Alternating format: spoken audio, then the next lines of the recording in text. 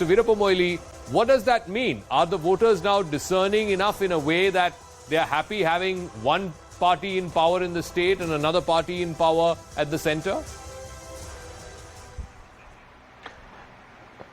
It has. If you see, of course, you have a narrative only from 2013 onwards, as far as Karnataka is concerned. You'll have to go back to the narratives for the last 30 years. Then you can always say that whenever the state government was formed and with a majority or absolute majority, that has also contributed highest to the central pool.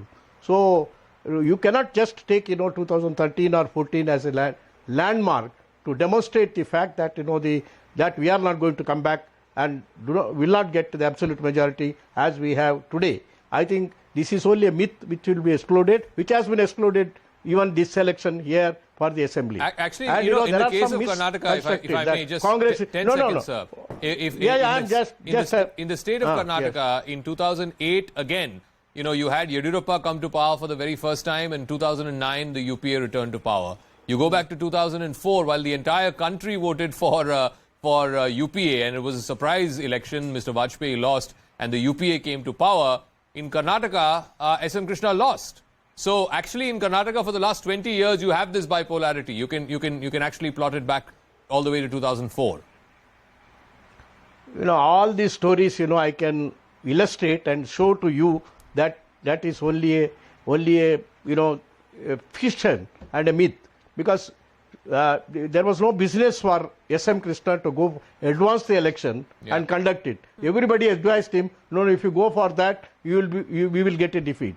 But in spite of that, he opted for the election, and that is how we lost. Okay, so GVL wanted to make a point. Each of the incident I can just say, So there is a different narrative, but the narrative is quite clean. That GVL and then with the opening, with the. All right, GVL. Quickly, please. Thank you. No, I would only like to submit that this has been the story not since 2013, going back to even 98, 99, for at least a quarter century, for which I can show you the data. Every election, the BJP won more than 17 Lok Sabha seats. In 99, we won 18, then 2004, 18, then 2009, 19 parliament seats, then 17 in 2014, and going up to 25. So, in all these elections, we won a large majority of parliament seats, but we never won an assembly majority even once. That's the story. That tells you a story. And even when Congress did very well, for example, in 2004, in 2013, when you mentioned, the Congress secured 122 in the assembly, which is a majority, clear majority. But when it came to parliament in 2014, it was down to 9 seats. So Karnataka always voted differently from assembly and Lok Sabha polls. We've seen that in Rajasthan also. Why only Karnataka? Madhya Pradesh. Rajasthan gave us 25 out of 25. 6 months after we lost assembly polls. 4 months after we lost assembly polls.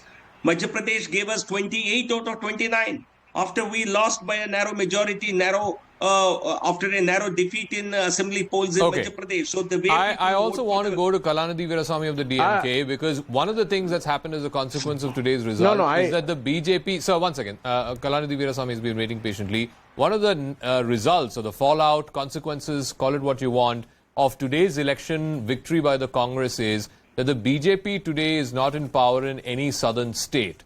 Now, the BJP is hoping that in states like Tamil Nadu, your state, in Andhra, Telangana to some extent, and even Kerala, they are hoping to make inroads in the Lok Sabha election in a way that it compensates for potential losses in the Hindi heartland.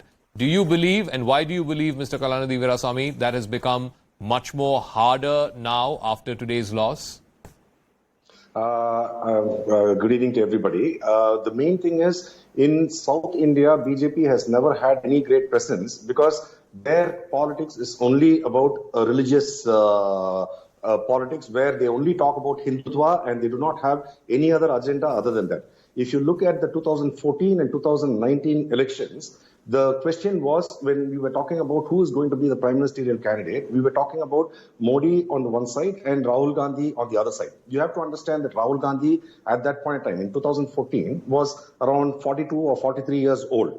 And in 2019, after their first victory, it was more of a fabricated surgical strike. And arguably, it has been alleged that whatever happened at that point in time, all those events, they have been polarizing the nation, where everybody talks about 80-20 in UP, and this is the only politics they have. Even if you look at the Karnataka elections, though it was a state election, we found, sadly, a prime minister of a country coming and camping and canvassing individual assembly seats. See, you do not expect a huge stall leader, according to them, a so-called internationally famous 56-inch chested prime minister. There is a leader who Can I finish this, madam? Yes, madam, please. can I finish this? Yes.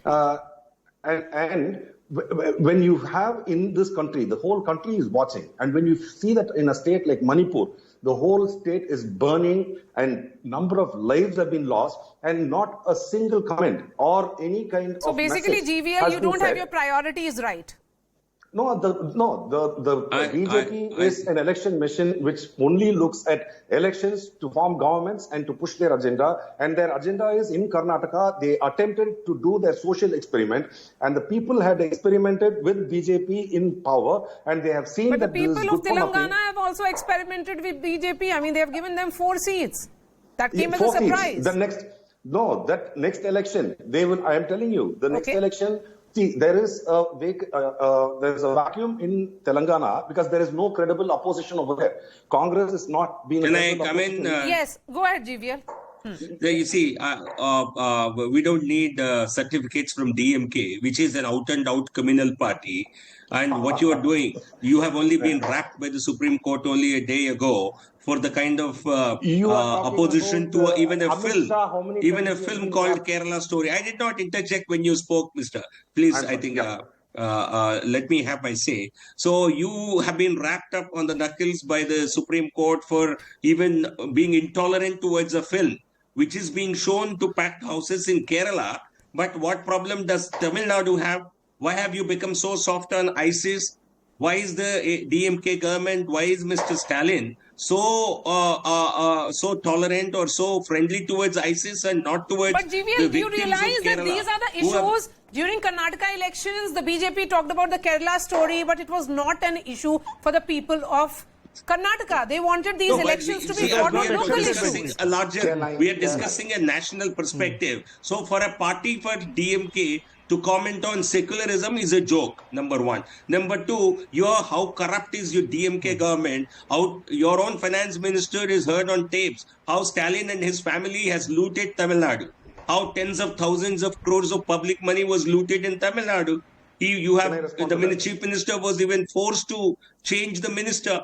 Okay, So but for tell you me, to give but GVL, certificates to the if BJP you have, sounds like a very, if the very, very opposition, tall order. and we are seeing the multiple chief ministers coming together now. You have a Nitish Kumar, you have a KCR, Naveen Patnaik, Mamata Banerjee, all of them are meeting each other. Nitish Kumar went to meet Uddhav Thackeray in Bombay.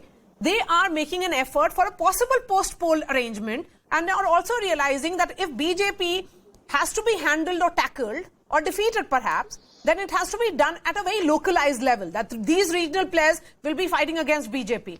Don't you think they have almost got a formula here?